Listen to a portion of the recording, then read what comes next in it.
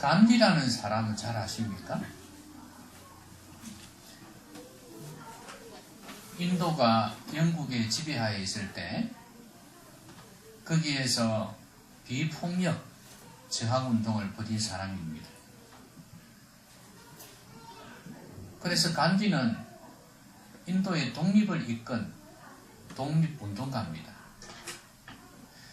우리나라의 많은 독립운동가들이 총을 준비하고 칼을 준비해서 일본군을 대적했던 것과는 다르게 어쩌면 3.1운동의 유관순 열사와 같은 그야말로 비폭력 저항운동이었죠. 그렇게 했기 때문에 이 사람은 오늘날 많은 사람들에게 지도자로 알려져 있습니다. 정신적인 지도자. 많은 사람에게 정신적인 교훈을 준 사람입니다. 근데 미국에서 이런 사람을 한 명 들라고 그러면 이 루터 킹 목사, 혹시 이름 들어보시는지 모르겠습니다. 마틴 루터 킹 목사님이라고 이 흑인들의 인권을 위해서 운동을 벌인 사람입니다. 그런데 이 사람은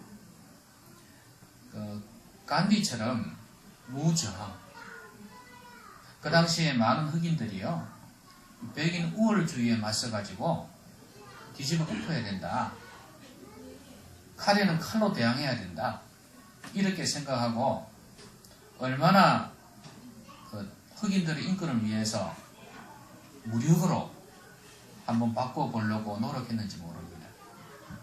그런데 이 루터 킹 목사님은 그렇게 하지 않았어요. 비폭력. 그러면서 평화주의로 어떻게 하면 백인 우월주의를 무너뜨리고 흑인들의 인권이 보호가 될까, 이렇게 애를 많이 썼습니다. 그래서 이 루터 킹 목사님이 많은 흑인들의 존경의 대상이 되었죠. 사실 이로 인해서 점점 흑인들의 지위가 좋아졌잖아요. 지금은 대통령까지도 흑인이 되었으니까 얼마나 흑인들의 인권이 신장되어드는지 알 수 있죠. 자, 그런데 이때 똑같이 마틴 루터 킹 목사님하고 똑같이 흑인 인권을 위해서 운동을 한 사람이 있어요. 이 사람이 말콤 X입니다. 영화에도 말콤 X라는 영화가 나오는데요. 이 사람의 이제 일대기를 조명한 거죠. 이 사람도 흑인입니다. 근데 이 사람은 주장하는 바가 달랐어요. 이 사람은 백인 우월주의, 이 밑에서 우리 흑인들이 얼마나 고생을 했냐, 무시당하고 우리의 노동력이 착취당하고 백인들 자기들이 잘 살게 된 게 누구 때문이냐, 그래서 좀 이해는 이렇게 대항을 해야 된다고 생각을 했습니다. 그래서 그야말로 가만히 있지 말고 싸워야 된다, 이렇게 주장하는 사람이었습니다. 상당히 비판의 그 연설도 그렇고 상당히 설득력이 있었습니다. 그래서 많은 사람들이 이에 동조했어요. 흑인들 가운데에서는 피가 끓어오를 거 아니에요. 그러니까 맞다고 생각하는 거예요. 어쩌면 우리나라가 안중근 의사라든지 윤봉길 의사라든지 폭탄 던지고 한 사람들 있잖아요. 총 쏘고 한 사람들, 그런 사람들을 존경하듯이 흑인들은 이 말콤 X를 존경하는 겁니다. 그런데 사실은 이 사람은 어떤 사람이에요? 자기 아버지가 목사님이었어요. 흑인이었는데, 그런데 백인들에 의해서 꽝꽝, 왜 그랬냐면, 왜 죽임을 당했냐면, 이 사람은 흑인들 고향이 원래 어딘지 아시죠? 미국에 있는 흑인들의 고향이 어디입니까? 그걸 어떻게 아냐고요? 아프리카 아닙니까? 아프리카에서 노예 상인들이 잡아온 거예요.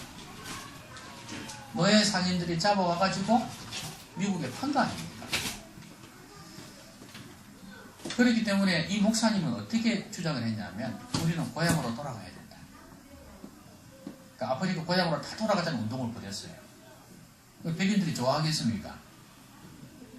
그래서 총으로 쏴 죽인 겁니다. 그리고 자기 어머니는 그 사람 아내죠. 말콤 엑스의 어머니는 돌아버린 거예요. 그래갖고 정신병원에 수용이 되어버렸어요. 그리고 애들은 엄마 아빠가 없으니까 어떻게 되겠어요? 뿔뿔이 흩어져요. 남의 집 밑에서 살게 됩니다. 이런 가운데 이 아이가 어떻게 자랐겠습니까? 이제 못난 길로 간 거예요. 깡패 짓을 한 거예요.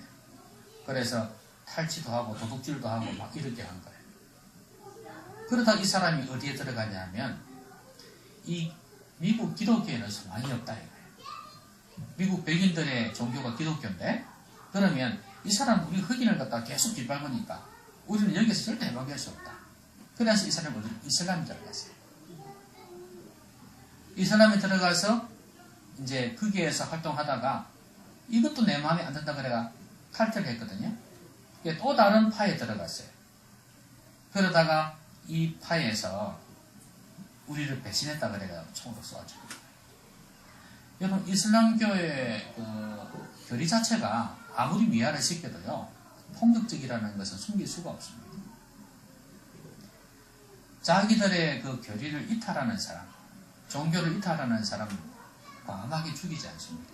그리고 그에 대한 상응한 죽이지는 않더라도 대가를 지불하게 만들어요. 과격파는 어떻습니까? IS, 탈레반처럼 폭력을 유지하죠. 어쩌면 이슬람이 강경파, 온건파 있지만 배경에는 그런 게 있습니다. 그러니까 얼마나 이 사람 마음에 들었겠어요. 됐다.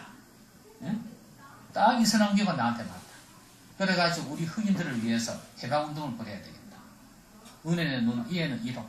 원래 이게 성경은 이런 의미가 아니지만 어쨌든 맞대응하겠다 이거예요. 그렇게 주장한 사람이었어요.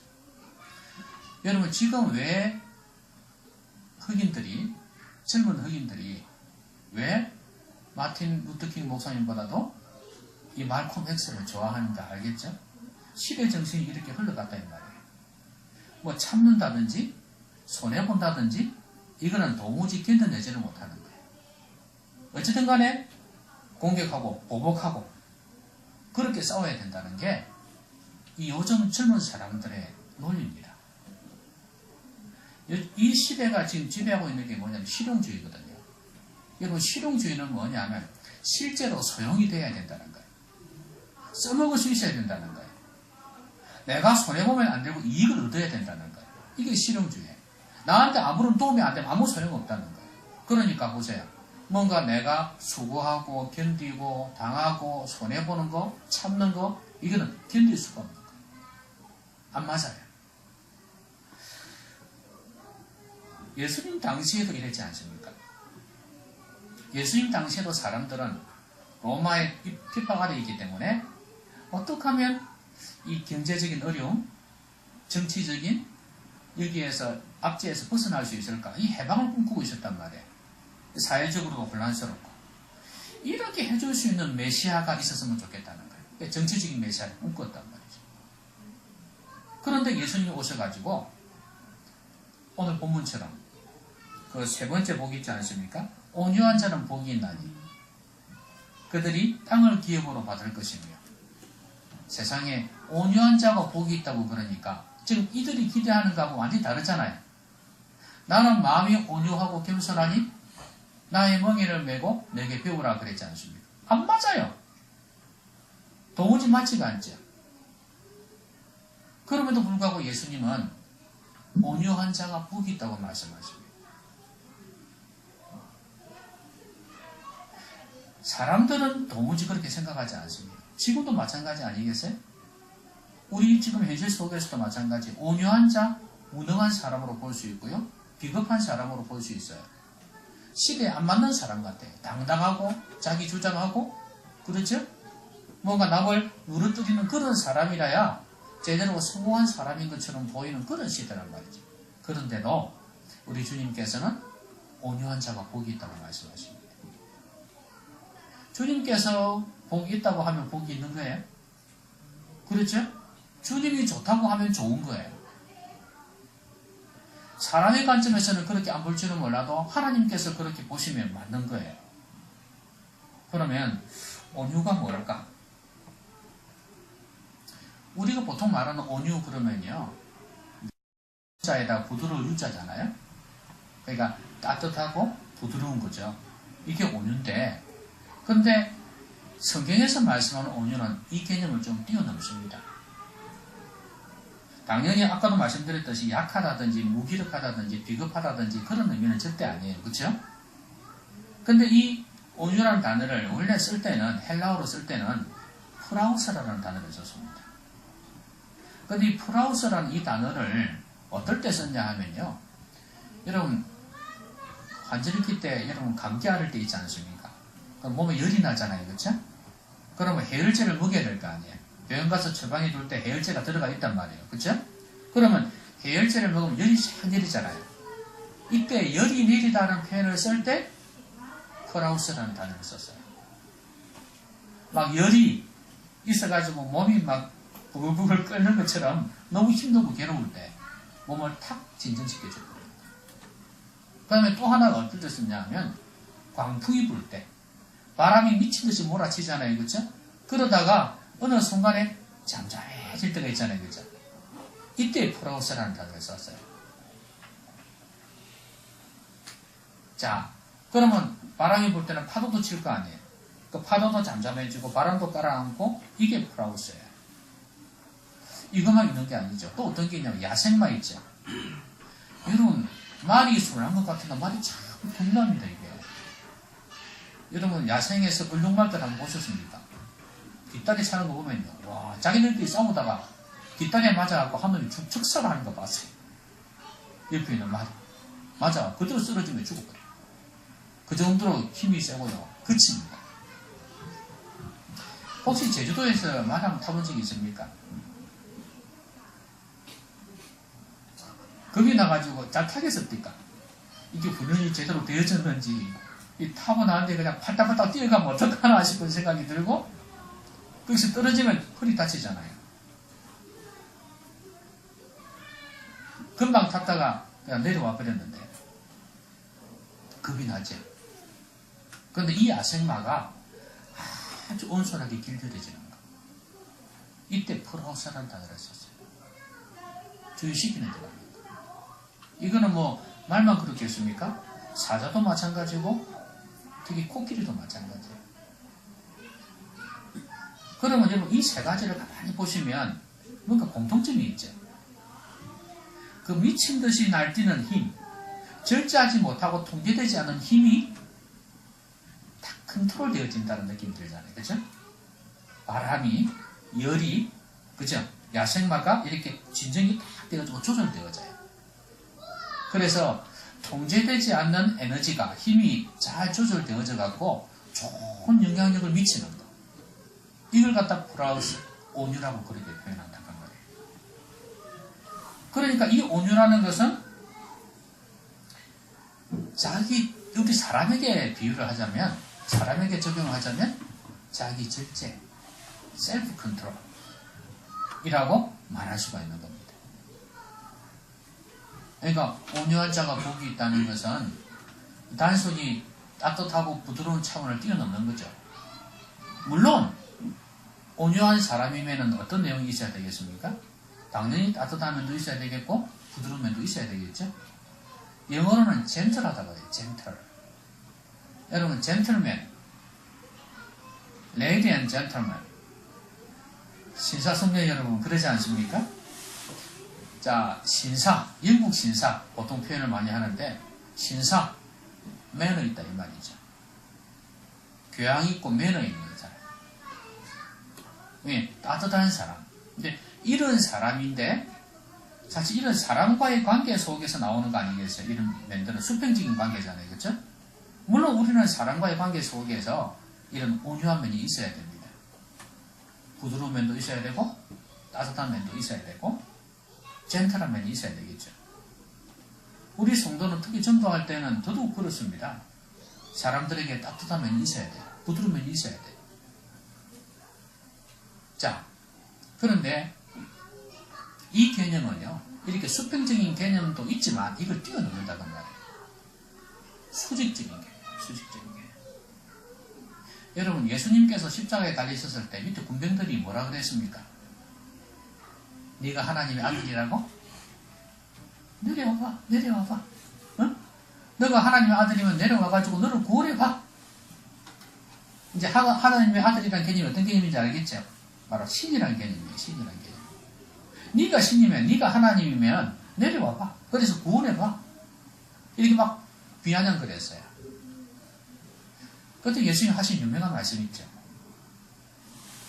내가 그 12영이라고 표현했는데 엄청난 군대입니다. 군대. 이 군대를 동원해서 내가 너희들을 진멸할 수 없는 줄 아느냐 이렇게 말씀하죠. 내가 너희 내려올 수 있다 이 말이에요. 내려올 수 있지만 안 내려오셨습니다. 내가 할 수 있는 힘이 있음에도 불구하고 컨트롤 되어지는 뭘 위해서? 하나님의 뜻을 위해서. 십자가에서 죽는 걸 위해서 내 힘이 그 할 수 있는 힘이 있지만 절제가 되어지는 거예요. 이 십자가야말로 온유의 극치입니다. 솔직히 말해서 온유라는 것은 권리 포기거든요. 하나님임에서도 불구하고 하나님의 그 권리를 포기하고 인간의 몸으로 오셨지 않습니까? 그러니까 십자가야말로 온유의 극치라고 보시면 됩니다. 그래서 여러분 십자가를 한번 보세요. 저번에 말씀드렸듯이 십자가는 가로가 중요합니까? 세로가 중요합니까? 가로가 바로 있기 위해서는 세로가 없이는 안 되죠. 기둥이 서 있어야지, 그쵸? 가로를 붙일 수가 있는 거 아니겠어요? 그럼 온유라는 것도 바로 그거예요. 수직적인 관계입니다. 우리가 생각할 때는 이 수평적인 관계, 사람과의 관계 속에서 온유라고 생각할지 모르지만 이 관계는 하나님과의 수직적인 관계예요. 이 관계가 되지 아니하면 수평적인 관계도 안 된다는 이야기예요. 하나님의 사랑을 받지 못하면 사랑할 수 없는 것과 똑같이 온유도 하나님 앞에서 바른 관계를 갖지 아니하면 수평적인 온유도 불가능하다는 이야기예요. 그래서 그 유명한 사람 이런 말을 했어요. 온유한 인격은 하나님의 주권에 대한 반응으로 만들어진다. 그렇게 표현했어요. 온유한 인격이 어떻게 만들어진다고요? 하나님의 주권에 대한 반응으로. 이게 참 중요하다고요. 이게 바로 되어질 때 하나님의 주권에 대한 반응, 이게 바로 되어져야지 결국은 사람에 대한 온유도 나타난다. 여러분, 왜 깡패가 그렇게 변화해요? 옛날에 그 길선준 목사님이라고 있지 않습니까? 이 사람이 옛날에 망나니였어요. 근데 옛날에 깡패 요거 했거든요. 그런데 이 사람이 예수 믿고 변화되니까 그래서 옛날에 자기보다 한참 못했던 깡패가 와가지고 덤벼드는 거예요. 아마 다 때리면서 막 덤벼드는 거예요. 말도 심하게 하고. 옛날 같았으면 그냥 막 한 주먹에 날아갔을 건데 가만히 맞고 있다가 니 오늘 운 좋은 줄 알아. 다 예수님 때문이다. 그렇게 하면서 그냥 안 때리고 돌아갔다는 이야기였어요. 여러분, 그에게 힘이 없어서 그런 게 아니에요. 하나님 때문에. 하나님께서 나를 예수 믿게 하셨고, 그리고 하나님께서 모든 걸 보고 계신다는 거예요. 하나님의 주권에 대한 그 반응이 이 사람에 대한, 그 깡패에 대한 온유로 나타난 거 아닙니까? 여러분, 하나님의 주권에 대한 반응이 참 중요하죠? 그러면 우리가 온유한 사람이 되기 위해서는 어떻게 해야 되냐면 그 하나님의 주권에 대한 믿음이 있어야 돼요. 하나님이 모든 주권을 가지고 있다는 이 믿음이에요. 이게 없으면 온유해질 수가 없습니다. 예수님이 십자가에서 안 내려오신 것도 그것 때문 아니겠어요?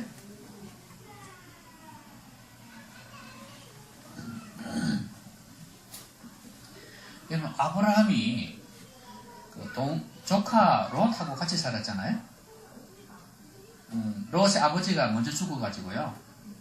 이 아브라함이 자기 조카하고 같이 살게 됐습니다. 근데 이제 재산은 조금 분리가 되었는가 봐요. 그때 목축을 했으니까. 근데 롯도 자기 목자들이 있었고, 아브라함도 자기 목자들이 있었어요. 근데 같이 생활했거든요. 그런데 이제 재산이 자꾸 늘어나니까, 이 양 숫자가 많아지니까 좀 싸우게 된 거예요. 그 다음 우물도 파야 되고, 물을 먹어야 되니까, 자꾸 알력이 있는 거예요. 그래서 안 되겠다 싶어서 아브라함이 롯 보고, 야, 우리 도무지 안 되겠다. 이제 우리가 서로 갈라지니까 좋겠냐. 이렇게 한 거야. 그러니까 조카도 좋습니다. 이렇게 된 거야. 하도 싸우고 그러니까. 그래서 아브라함이 어떻게 하냐면, 그러면 네가 보고 좋은 땅을 먼저 택하라는 거야. 자, 보고. 그러니까 다 알 거 아니에요. 다녀봤으니까. 양들을 몰고 다녀봤으니까. 그러니까 조카한테 먼저 양보를 한 거예요. 조카가 그래서 좋은 땅 있잖아요. 아주 기름지고 좋은 땅, 그 땅을 선택을 한 거예요. 그래, 그럼 네가 그거 했으니까 난 이쪽으로 할게. 이렇게 된 거예요. 이 땅은 별 볼일 없는 땅이에요. 그렇지만 양보하고 갔습니다. 근데 나중은 어떻게 됐는지 아십니까? 이 땅은 소돔과 고모라 땅이었어요. 정말 살기 좋은 땅이고, 목축이 많은 땅이고, 목축을 잘할 수 있는 땅이고, 초목이 많은 땅이었어요. 그런데 너무 잘 사니까 결국 여기는 타락해서 멸망을 당했습니다. 이 땅. 근데 아브라함은 그러지 않았어요. 비록 옥토가 아니지만, 안 좋은 땅이지만 거기에서 성실하게 먹이고. 근데 왜 아브라함 이런 결정을 했냐면요, 주권이 누구한테 있다? 하나님에게 있다. 그래서 선택하고 난 뒤에 가니까 하나님 뭐라 그런지 아십니까? 하나님이 아브라함에게 말씀하시면서 고개를 들어 동서남북을 바라봐. 내가 이 모든 땅을 너에게 주겠다 약속하셨어요. 하나님이 함께 하시면 되는 거거든요. 하나님은 황무지가 옥토가 되게 할 수도 있는 분이십니다. 이 사람이 양보한 이유가 뭐냐? 주권이 하나님입니다. 이게 온유입니다. 손해보는 거 아니에요. 내 인생은 너가 좋은 땅 안 가지고 안 좋은 땅 가게 하고 내가 좋은 땅 가짐으로 인해서 더 부여해 주시는 게 아니라는 거예요. 내가 너를 이겨야만, 너보다 나아야만 내가 성공할 수 있는 인생, 축복된 인생이 되는 거 아니라는 거예요. 그 주권은 누구한테 있다고요? 오로지 하나님의 손에 있다는 것을 믿은 거예요. 그래서 아브라함이 양보를 한 것입니다. 여러분, 하나님의 주권에 대한 믿음이에요. 이게 온유를 만들어요.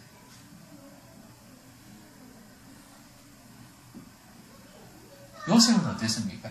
형들이 그를 팔았잖아요. 애굽에 이집트에 가서 얼마나 고생했습니까?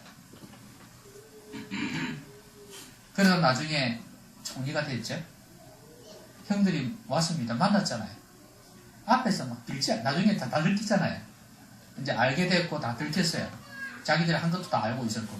그러니까 이제 형들이 앞에서 비는 거예요. 야, 이제 좀 봐주라는 식이 되는 거예요. 혹시나 자기를 죽일까 싶어가지고. 아버지가 그러는데 봐주라 그랬다 이러면서 아버지를 들먹이고 그래가면서 막 비는 거예요. 요셉이 눈물을 흘리죠. 그러면서 하는 말이 뭐냐면 유명한 말이에요. 형들이 나를 판 게 아니고 지금 죽이려고 그랬습니다. 죽이려고 그랬는데 형들이 나를 판 게 아니고 하나님이 나를 이 이집트에 보내셔갖고 그래서 이 흉년이 들 때 천재기 흉년이 들었거든요. 그때 여기는 지혜롭게 곡식을 많이 모아놨잖아요. 그래가지고 하나님이 이때를 위해서 나를 보냈다. 그러면서 용서합니다. 이게 온유 아니겠어요? 분노할 수 있고 너희들이 형님들이가 그러면서 얼마든지 보복할 수 있잖아요. 할 수 있음에도 안 했습니다. 이게 온유입니다. 하나님의 주권에 대한 믿음이 있기 때문에 그렇습니다. 여러분 다윗은 안 그랬습니까? 사울이죠. 사울이 자기를 죽이려고 얼마나 쫓아다녔어요. 그렇죠? 그런데 다윗이 두 번인가 기회가 있었어요. 죽일 기회가 있었거든요. 그런데도 안 죽였어요. 내가 하나님의 기름 부은 종을 죽일 수가 없다. 그러나 나는 안 죽이지만 하나님께서 심판하실 거라 믿었어요. 하나님의 주권에 대한 믿음이에요. 결국은 그의 말대로 하나님이 심판하셨잖아요. 시간이 좀 걸렸지만 여러분 온유라는 게 이겁니다. 하나님의 주권에 대한 믿음. 여러분 하나님의 주권에 대한 믿음이 있나요? 하나님께서 여러분의 인생을 주관하신다는 거? 이건 못 믿으면 온유 못 나타나요. 왜냐하면 내가 하는 거 이거에 의해서 인생이 좌우된다고 생각하고 다른 사람 나를 해를 끼치면 나는 인생이 망가진다고 생각하고 다른 사람이 나를 도와준다고 생각하면 나는 성공할 거라고 생각하고 내 인생이 사람에 의해 좌우되고 내 자신에 의해 좌우된다고 생각하기 때문에 온유하지 못하는 거예요. 내 능력이 부족하면 어떻게 하냐면 계략을 쓸 수밖에 없는 거예요. 흔히 저질 드라마가 아니고 무슨 드라마입니까? 막판 드라마. 막장 드라마. 막장 드라마에서 나오는 것처럼 그렇게 내 힘으로 안 되면 내 능력으로 내 실력으로 안 되면 계략을 꾸며서라도 거짓말을 해서라도 해야 된다고 생각하는 거죠. 왜냐하면 모든 주권이 하나님께 있는 게 아니고 나에게 있다. 그리고 다른 사람에게 있다. 돈에 있다고 생각하기 때문에 그렇습니다. 여러분 우리 인생은 주권이 하나님께 있습니다. 자 그러면 우리가 이 하나님의 주권에 대한 신뢰가 있어야 되는데 중요한 건 이 하나님의 주권 밑에서 우리가 그 주권을 인정하는 훈련이 좀 되어져야 돼요. 온유한 자가 되려면 훈련되어지지 아니하면 온유한 자가 될 수가 없어요. 자, 그러면 이 아브라함이라든지 여러분 다 아시듯이 다윗이라든지 이런 사람이 뭐 하루아침에 이렇게 성자처럼 되어졌겠습니까? 하루아침에 온유한 자가 됐겠어요? 아닙니다. 여러분 아브라함도요 아들을 바치라 했을 때 바치기도 했지만요 옛날에는요 자기 아내하고 여행을 갔다가 아내가 또 할머니인데 왜 예쁘다고 했는지 아직도 이해가 안 됩니다만은 그 왕이 예쁘다고 그래가지고 자기 아내를 삼으려고 그랬어요.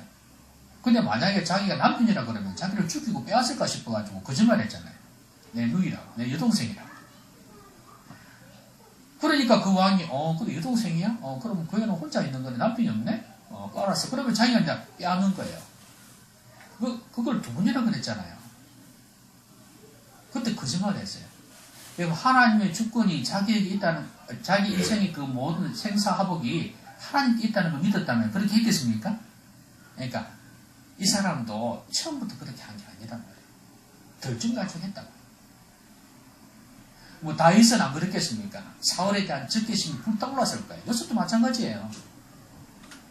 자기를 팔았을 때 얼마나 속이 부글부글 끓었을 거예요.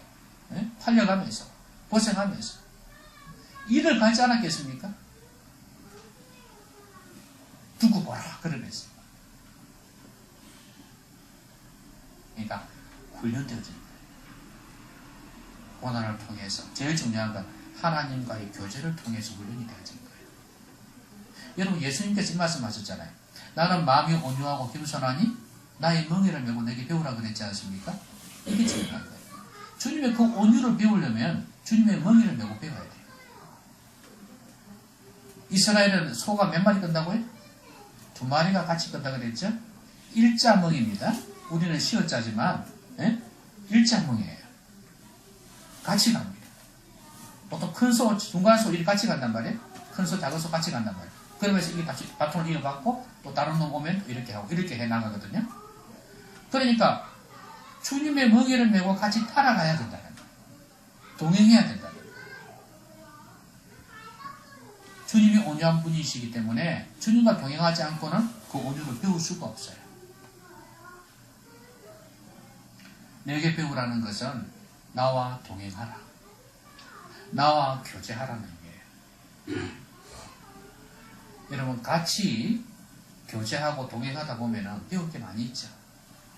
어린 아이한테도 배울 게 있다는데 예수님과 동행하면 못 배우겠어요? 그래서 예수님을 통해서 훈련을 받고 배우라 그 말씀입니다.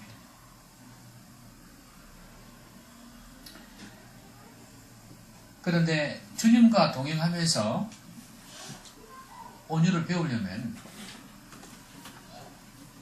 주님과 동행하려면 성령으로 거듭나지 않으면 안 되잖아요. 일단은 거듭나서 하나님의 자녀가 돼야지 주님과 동행할 수 있을 거예요. 그렇죠? 그러니까 우리 안에 계신 성령께서 우리를 깨뜨리시고 깨우쳐 주시고 부서뜨리셔야 돼요. 그리고 우리를 다시 이렇게 세워주셔야 돼요. 성령의 훈련이 아니고는 이 온유를 배울 수가 없습니다. 무엇보다도 온유라는 것은 모든 주권이 하나님께 있다는 것이기 때문에 내 권리를 포기하는 거 아니에요. 권리 포기가 바로 온유입니다. 내가 할 수 있음에도 불구하고 하지 아니하는 겁니다. 그렇게 할 능력이 있으면서도 불구하고 하지 않는 게, 포기하는 게 온유예요. 그러려면 하나님의 말씀에 순종하지 않고 합니다. 근데 성령과 말씀이 아니고는 온유를 배울 수가 없어요. 내 성질대로 다 해버린다면, 내 생각대로 다 해버린다면 그게 온유가 되겠습니까? 안 되잖아요. 하나님께서 하라고 하시는 대로 순종해야지 온유가 드러나지 않겠습니까?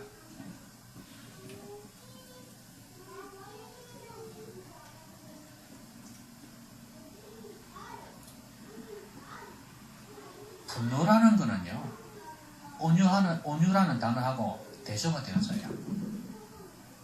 부드럽고 따뜻하다는 거하고 분노한다는 거하고 다르죠. 근데 왜 분노하는지 아십니까? 여러분 왜 화를 내십니까? 여러분 화낸 적이 있습니까? 없습니까? 있죠? 왜 화를 낼까요? 내가 손해봤다고 생각하는 거지. 눈에 보이는 물질적인 손해도 있을 수 있고, 그렇죠? 또 신체적인 손해도 있을 수 있고, 그 다음에 눈에 보이지 않는 자존심의 상처를 받았다. 그죠? 명예의 손해를 봤다. 이런 마음이 드니까 분노하는 거 아니겠습니까? 그쵸? 부부싸움도 마찬가지 아니에요. 상대방의 인격을 무시했다거나, 과소평가했다거나, 기분 나쁘게 했기 때문에 그렇다는 거예요. 그러니까 내가 분노하는 거죠. 말에서 나오기도 하고 어쨌든 간에 이렇게 분노가 됩니다. 그러니까 내가 손해봤다. 근데 내가 가지고 있는 이 모든 것이 주권이 하나님께 있다고 생각하면 그렇게 분노 안 할 텐데 그 주권을 인정하지 못하니까 분노하는 거 아니에요. 실제로 그런 거 많습니다. 어제도요, 우리 주일학교 아이들 내려다 주면서 센트럴파크 앞에서 내려다 주고 딱 있는데 앞쪽이 아줌마가 운전하는데 너무 못한 거예요. 차가 2차선인데 편도 2차선이에요. 근데 이 아줌마가 차를 대어놓고 있으려면 가쪽에 대놔야 되는데 이쪽으로 대놔야 되는데 이쪽은 어중간하게 차선 하나 아니니까 막아버린 거예요. 차는 2차선을 쌍방으로 달려가는데 앞에 차가 있으니까 또 이 친구가 성질 급해가지고 차를 빨리 몰더라고. 젊은 친구가 차는 억수로 좋아. 외제차인가 그래. 그래 이렇게 막 몰다가 성질 났는지 자기는 가다가 사고 날 뻔했는 것 같아요. 자기 보니까. 그래서 차를 앞쪽에 세워놓고 내려가지고 이 아줌마 보고 막 뭐라고 하는 거예요. 응? 여자가 또 그런 건 잘 몰라요. 이 운전도 이런 잘해야 되는데 차를 일단 뒤쪽으로 세워놓든지 그래야 되는데 깜빡이를 넣든지 어떻게 해야 되는데 바로 세워놓더라도 그러니까 성질이 나가지고 뭐라고 공격을 하는 거예요. 왜 그렇게 하라는 겁니까?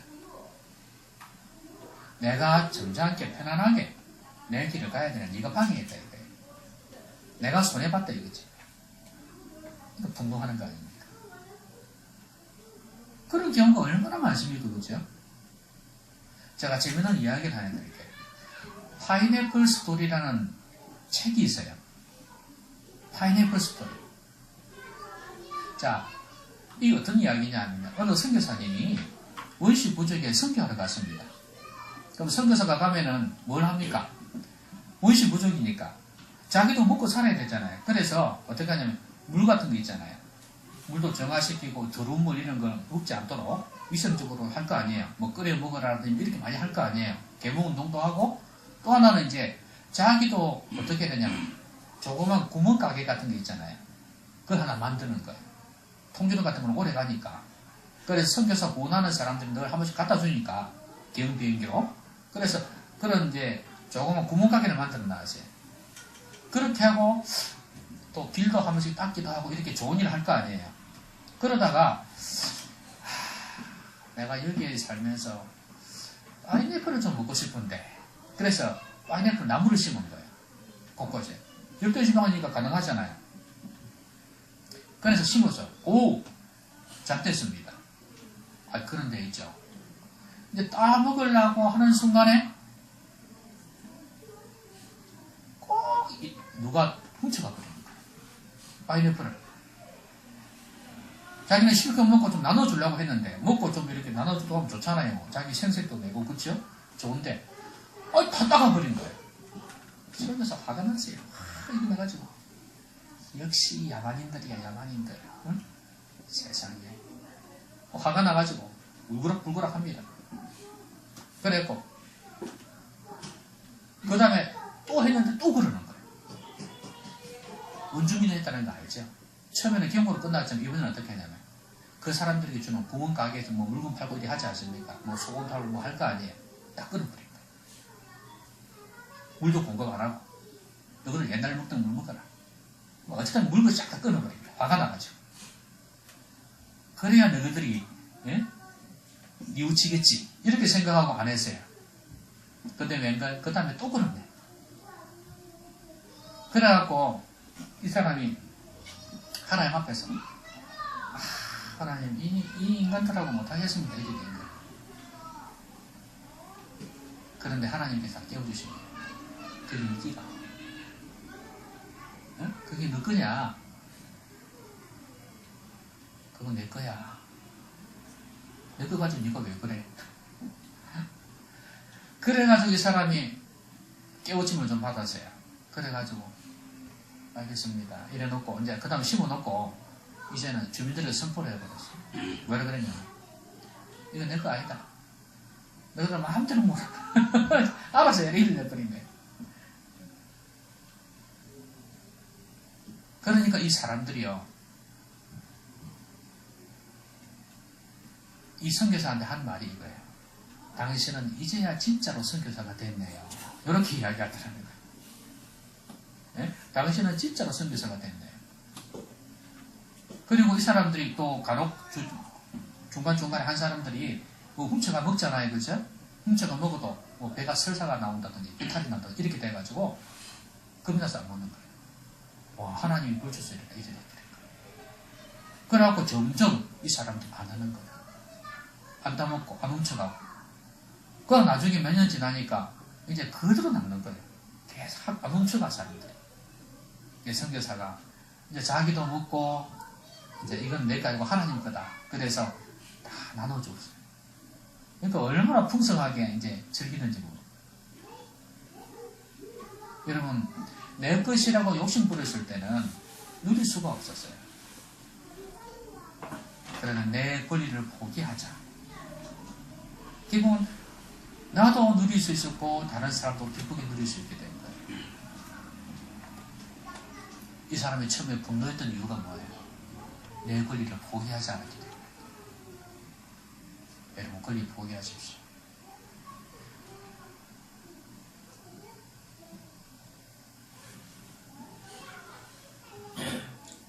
내 인생은 사람들에 의해서 좌우될 수 있는 게 아니다. 특별히 나에게 악한 일을 하는 사람 있잖아요. 그렇죠? 못된 일 하는 사람 있잖아요. 그렇죠? 거짓말하고 사기친다거나 공격한다거나 비난한다거나 이런 사람이 있지 않습니까? 여러분 그때 어떤 마음이 듭니까? 보복하고 싶은 마음이 들잖아요. 나도 좀 한번 공격해주고 싶은 그런 마음이 들잖아요. 그때 내 인생은 너희들에 의해서 좌우되는 게 아니다. 그들에 의해서 좌우되는 것처럼 그렇게 살지 말라는 이야기예요.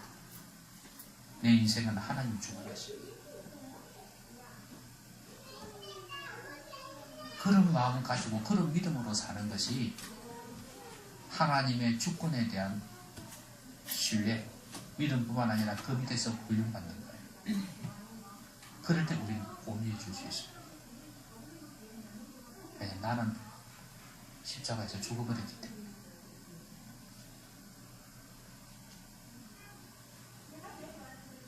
말씀 읽겠습니다. 온유한 자는 이 시대가 요구하는 인간상이 아닙니다.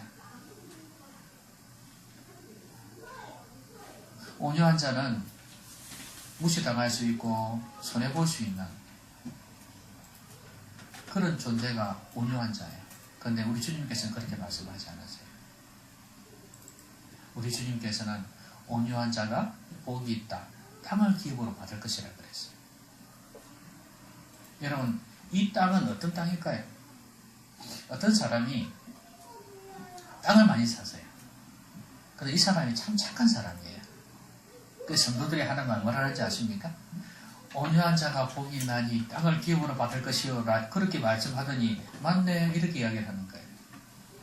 여러분, 그러면 온유한 자가 땅을 많이 차지하면 갈수록 기독교인들은 땅을 많이 가지겠다. 그죠?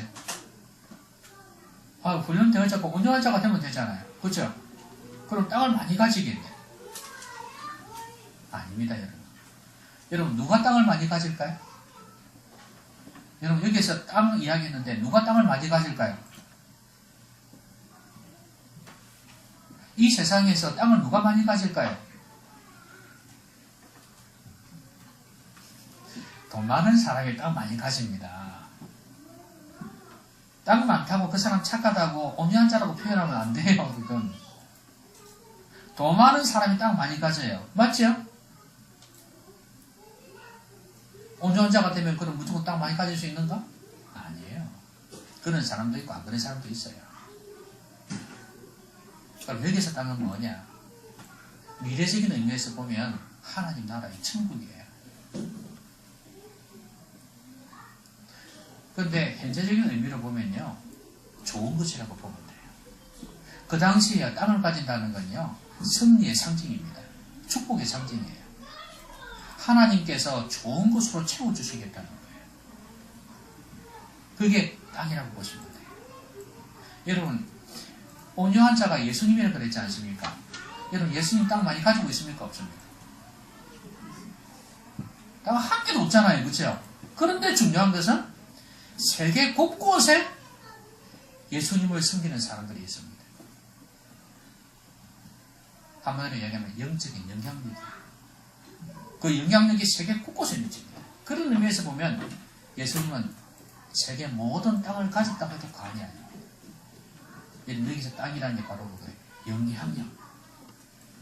온유한 자는 영향력을 미치며 넓은 곳에, 더 넓은 곳에 영향력을 미칠 수 있다는 걸 말씀하는 거예요.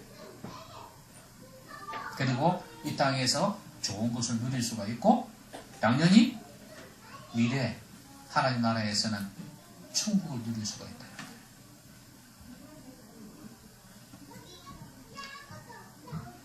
온유한 자는 복이 있다. 하나님의 주권을 믿기 때문입니다. 그래서 하나님 앞에서 내 자신을 죽이고 그리를 포기하고 살다 보면 결국은 사람 앞에서도 온유한 면이 나타나게 되어 있습니다. 여러분 모두가 온유한 사람이 되시길 주의 이름으로 기원합니다. 기도하십시오. 오늘 말씀 생각하면서 같이 한번 기도하십시오. 하나님, 내가 아직도 내가 죽지 아니해서 온유하지를 못합니다. 온유한 자가 되게 해달라고. 그래서 제일 먼저 중요한 건 하나님의 주권에 대한 인적 믿음이 필요합니다. 그 밑에서 훈련받는 게 필요해요. 하나님 내 권리를 포기하는, 내가 죽는 그런 훈련이 되어지도록 기도해야 됩니다. 온유하게. 그래서 내 가족에게도 온유하고 다른 사람에게도 온유하고 젠틀한, 따뜻하고 부드러운 면도 나타날 수 있도록, 내 성질 같아서는, 내 뭐 같아서는 이렇게 할 수 있지만 하지 않는 그런 아름다운 모습 갖게 되는, 우리 같이 한번 기도하겠습니다.